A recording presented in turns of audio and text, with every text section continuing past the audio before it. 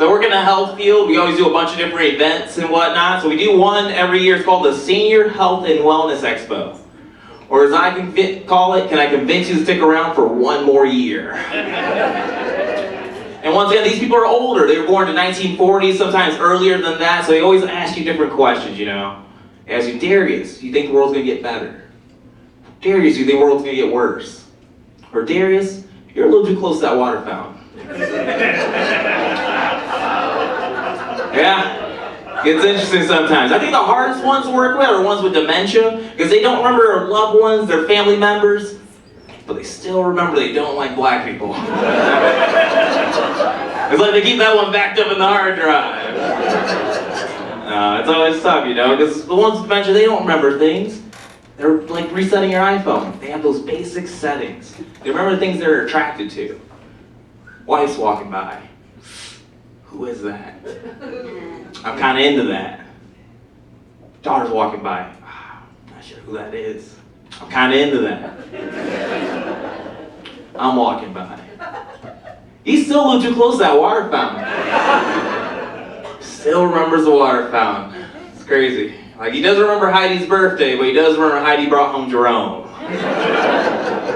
69 degrees that day, right?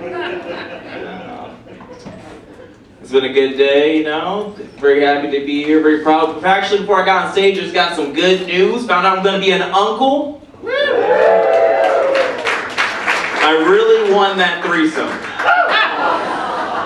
Yeah, it's like going to a casino and breaking even. Like, I had a great time, and I don't owe the house my weekends. It's awesome. I think it'll be a pretty good uncle, actually. I think it'll be a better uncle than my uncle was. Because he wasn't that great of a husband, actually. Like, he always wore his reversible jacket. You're not too familiar with that, like a two-sided jacket. Like, on one side, it was striped, so we'd officiate our backyard football games and whatnot.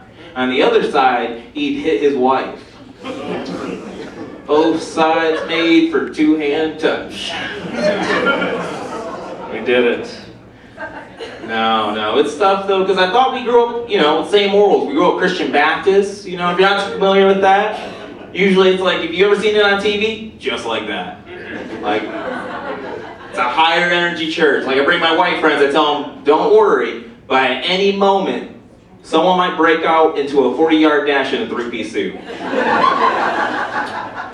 Like, you'll be mid-prayer and name the Father, the Son.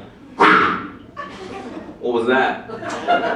That was the Holy Ghost, and just like chlamydia, you can catch it at any time. Rules still apply. We're doing great. You're doing great. You guys are powering through. I love it. Now, when it comes to, though, I like to have a great day. I have a great time sometimes. Me and my coworker, Kim, we always go out for drinks. She let her husband know, hey, I'm going to be gone for about 1 or 2 hours anytime. So we went out to get drinks. I like good domestic beer because I can kind of pace myself, you know. I control how much I'm having and still have a great time.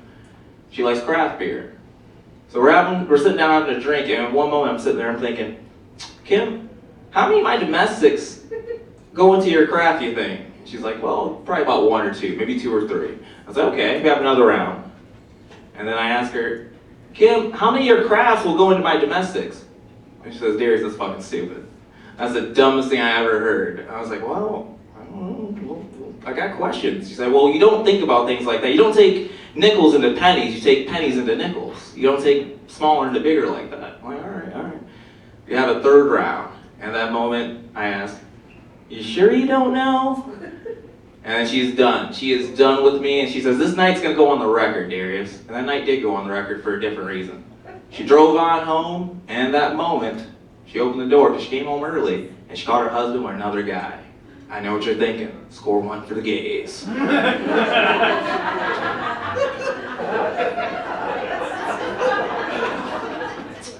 He panicked. So he tried to run towards the door. She pulled out a knife, stopped him in his tracks. He was stuck like a toddler in a slide panel van, nowhere to go.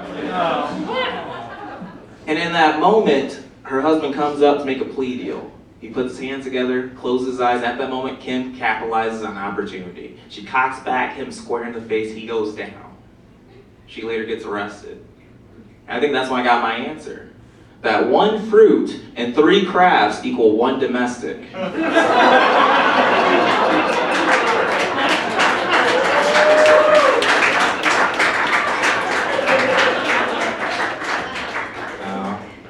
the biggest fan of news. I always take it in a little bit at a time because news is really depressing.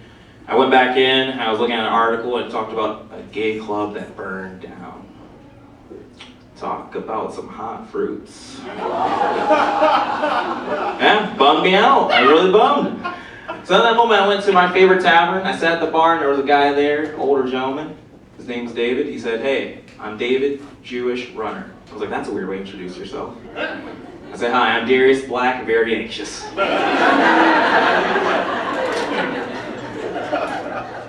And I asked David, I'm like, "David, what's going on? How's life?" He said, "Darius, life's not great. I just got fired from my temp job. My son won't speak to me anymore. He actually moved away. My grandson blocked me, and I caught my wife with another woman today." And at that moment, he just said, "You know what, I'm old, you know. The sky is no longer the limit, it's a ceiling, and with me hanging from it." And in that moment, I stepped out, I looked him straight in the eye, and I said, "Score 2 for the gays." No. In that moment, I told him, I was like, "Hey man, you know, life is a roller coaster. You never know where it might end up. I know it has its peaks and valleys, and you're a little bit older, and you never know where it could end." You know, I wish I could know what's going on with David now, because he's no longer with us. He's in Arizona. But in that moment, I was saying goodbye. I was like, "Hey," because he was a great guy. I said, "David, it was a pleasure to meet you. I hope you have a good one."